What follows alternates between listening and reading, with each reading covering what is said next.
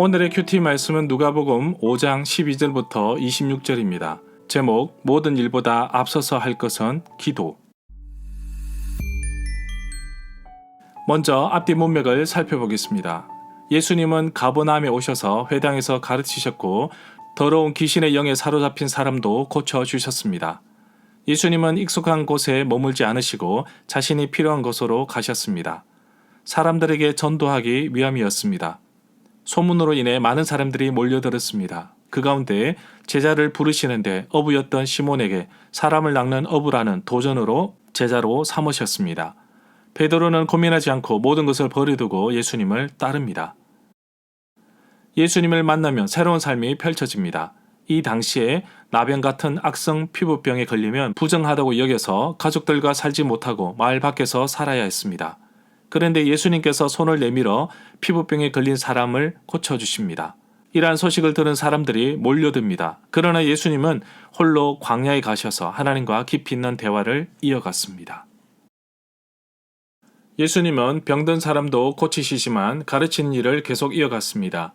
중풍병에 걸린 사람들이 친구의 도움으로 예수님께 찾아왔지만 사람들이 너무 많아서 어쩔 수 없어서 쥐붕을 뜯고 아픈 친구를 침상체에 내려 예수님 앞에 놓습니다. 예수님은 친구의 집요한 행동을 좋게 보셨습니다. 예수님은 친구의 믿음을 보시고 중풍병자의 죄를 용서해 주셨습니다. 예루살렘에서 온 바리새파 사람들과 율법학자들이 보고 있었는데 율법학자들은 예수님의 사죄에 대한 신성모독으로 여겼습니다. 그러나 예수님은 아픈 몸을 고치시고 그 사람의 죄도 용서받았음을 입증하셨습니다. 문단을 나눠보겠습니다. 12절부터 16절은 나병 들린 사람을 깨끗하게 하심, 17절부터 26절은 중풍병자를 고치다. 12절에 보면 제자들을 부르신 후에 어느 한 동네에 있을 때 일입니다. 온몸에 나병이 들린 사람이 있었습니다. 예수님을 보고서 병 낫기를 간절히 구하고 있었습니다. 여기서 이 환자의 말에 주목해 보십시오. 주님이 원하시면 나를 깨끗하게 하실 수 있다고 고백합니다. 내 뜻이 아닌 주님의 뜻을 먼저 구합니다. 우리가 삶을 살아가면서 어떤 환경에 처해지더라도 주님께 나아가야 합니다. 예수님이 이 땅에 오신 목적이 우리에게 생명을 주시기 위해 오신 것입니다. 자신을 내려놓고 철저하게 주님을 의지했던 이 사람은 결국 회복을 경험하게 됩니다. 여기에서 나병에 대해서 알아보겠습니다. 이 말은 악성 피부병으로 번역할 수도 있습니다. 이 말은 구약에서 여러 가지 많은 피부병뿐만 아니라 벽에 피는 곰팡이까지 가리킵니다. 이 병을 앓는 사람은 그 병이 다른 사람에게 전염될 위험과 그들을 종교적으로 부정하게 하는 두려움 때문에 정상적인 생활을 할 수가 없고 공적인 예배에 참여할 수도 없으며 사회로부터 분리되어 살 수밖에 없었습니다. 13절에 보면 말씀으로도 치유하실 수 있으시지만 일일이 손을 얹어 만지시며 치유해 주셨는데 바로 주께서 이 사람의 병이 회복되기를 원하신다고 말씀하셨습니다. 예수님의 말씀 즉시 나병이 떠났다고 기록하고 있습니다. 질병뿐만 아니라 폭풍도 예수님의 말씀과 명령에 순종하는 모습을 봅니다. 이 자연을 이끄시는 분이 우리의 인생도 이끄심을 고백합니다. 질병으로부터 고통 중인 사람들이 우리 주님이 흘리신 보혈로 정결케 되며 회복케 되는 놀라운 일이 일어나기를 간절히 소망합니다. 이 구절에 손을 내밀어 그에게 대시며 라고 했는데 이 병을 가진 사람들과의 어떠한 신체적인 접촉도 금지되었습니다. 그 이유는 나병 환자와 신체적인 접촉을 하면 그의 부정이 옮아온다고 생각했기 때문입니다. 14절에 보면 예수님은 깨끗함을 받은 나병 환자에게 주의를 당부하였습니다.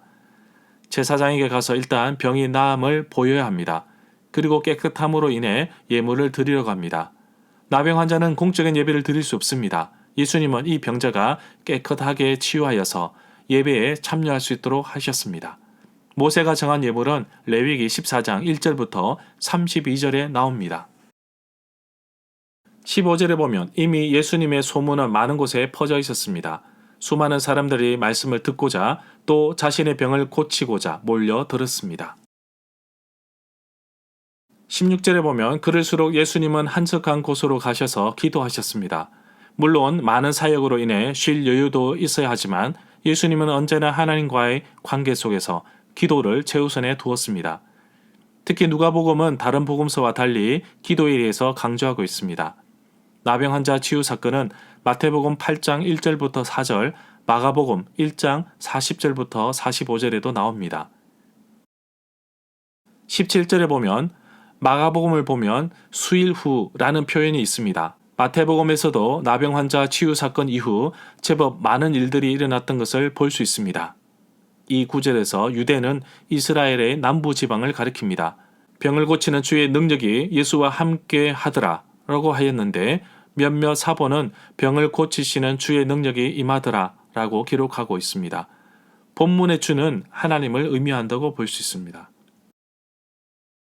18절에 보면 한 중풍병자를 사람들이 침상에 메고 예수님 앞에 오고자 하였습니다.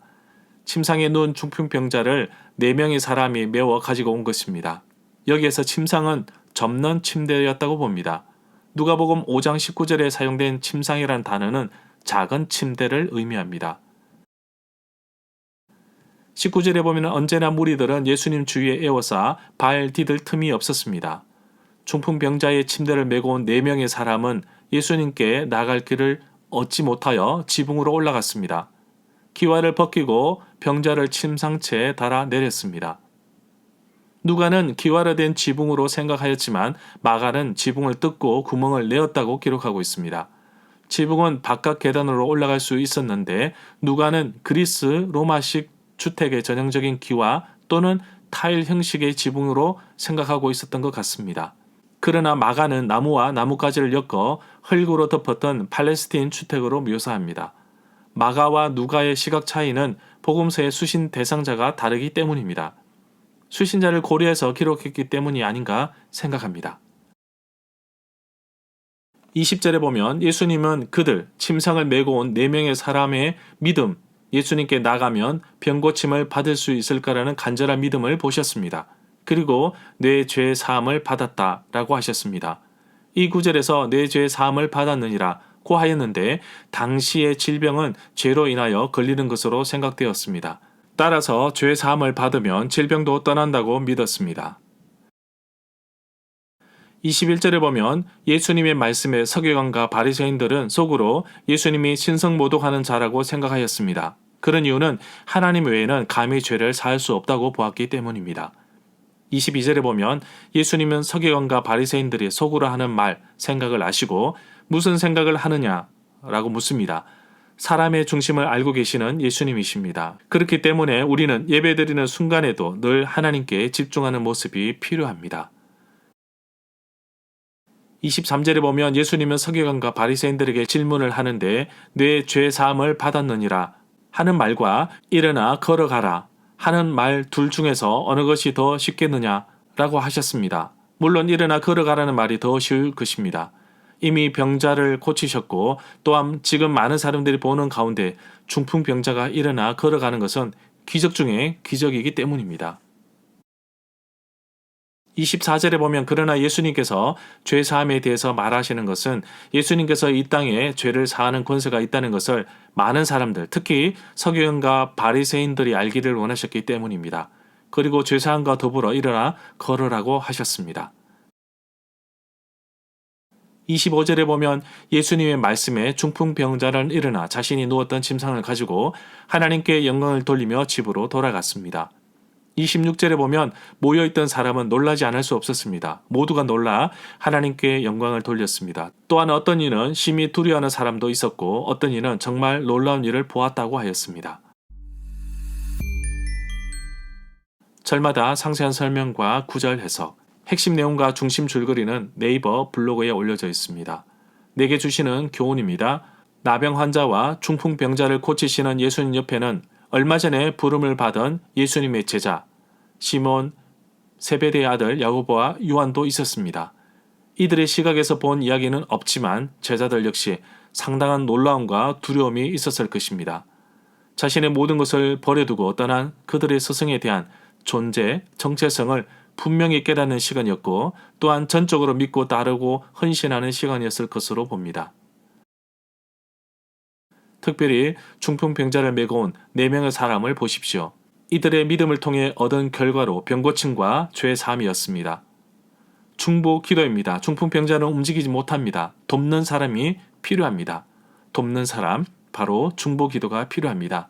나의 기도가 필요한 사람에게 지속적으로 힘이 될 수 있도록 기도로 돕는 하루가 되기를 간절히 소망합니다.